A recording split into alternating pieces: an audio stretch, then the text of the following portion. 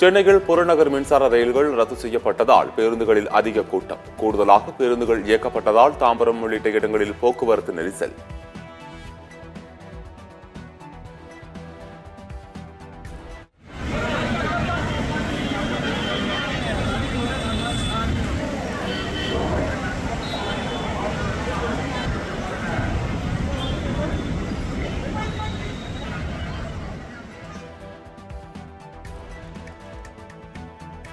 தமிழ்நாட்டில் செங்கல்பட்டு, காஞ்சிபுரம் உள்ளிட்ட 5 மாவட்டங்களில் மழை பெய்ய வாய்ப்பு. சென்னையில் ஒரு சில இடங்களில் மழை பெய்யும் என கணிப்பு.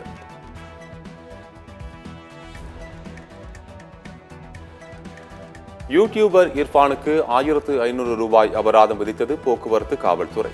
தலைக்கவசம் அணியாமல் நம்பர் பிளேட் இல்லாத பைக்கில் சென்றதால் அபராதம்.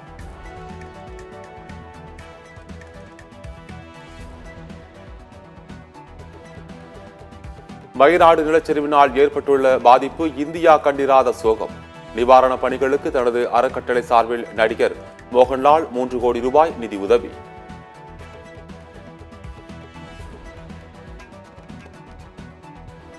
தமிழ்நாட்டில் கடந்த 3 ஆண்டுகளில் 7006 புது தொழில் நிறுவனங்கள் துவக்கம். புதிய தொழில் தொடங்குவதற்கான ஆணைகளை வழங்கினார் முதலமைச்சர் மு க ஸ்டாலின்.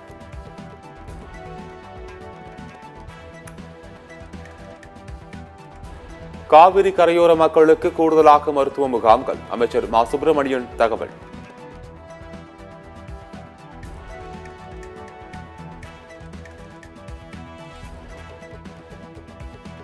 குற்றால அருவிகளில் ஆர்ப்பரித்து கொட்டும் தண்ணீர். வார இறுதி மற்றும் விடுமுறை நாட்களை முன்னிட்டு சுற்றுலா பயணிகளின் கூட்டம் அதிகரிப்பு.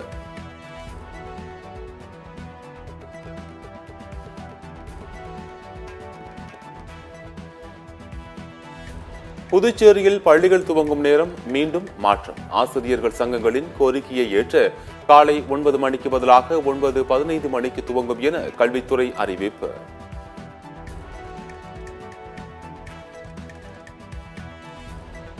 வயநாடு, சூரல்மலை, முண்டக்கை உள்ளிட்ட பகுதிகளில் வேலைக்கு சென்ற 25 தமிழர்களை காணவில்லை.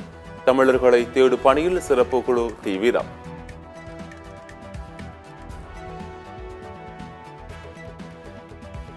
தமிழக மீனவர்களை பாதுகாக்க இந்திய கடற்படை தவறிவிட்டது. வயநாட்டு மீனவர்களை பாதுகாப்பதற்கு மட்டும்தான் இந்திய கடற்படையா என சீமான் கேள்வி.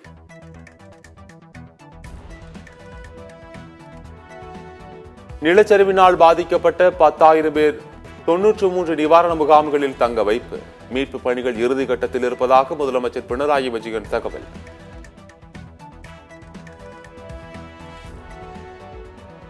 குமரி அருகே டோலி மூலம் தூக்கிச் செல்லப்பட்டு ஆரம்ப சுகாதார நிலையத்தில் சேர்க்கப்பட்ட கர்ப்பிணி பெண்ணை சந்தித்த அமைச்சர் மனோ தங்கராஜ் சந்தித்து நலம் விசாரித்தார்.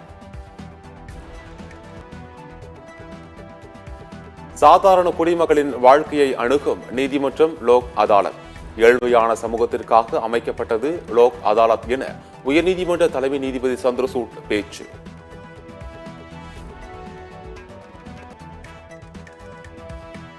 மேற்கு வங்க மாநிலத்தில் பெய்த மழையினால் கொல்கத்தாவில் விமான நிலையம் உள்ளிட்ட இடங்களில் தண்ணீர் தேங்கியது.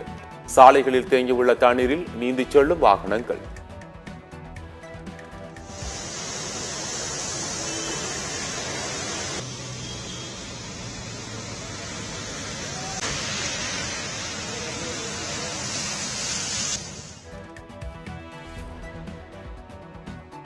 பிலிப்பைன்ஸில் ஒரே நாளில் 2வது முறையாக நிலநடுக்கம்.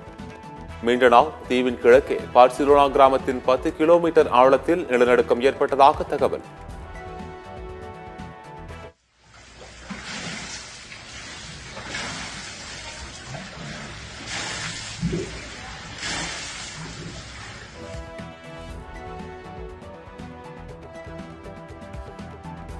ஈரான் இஸ்ரேல் போர் பதற்றம் நாளுக்கு நாள் அதிகரிப்பு. இஸ்ரேல் பாதுகாப்புக்காக அமெரிக்க போர் கப்பல்கள் விரைந்தன.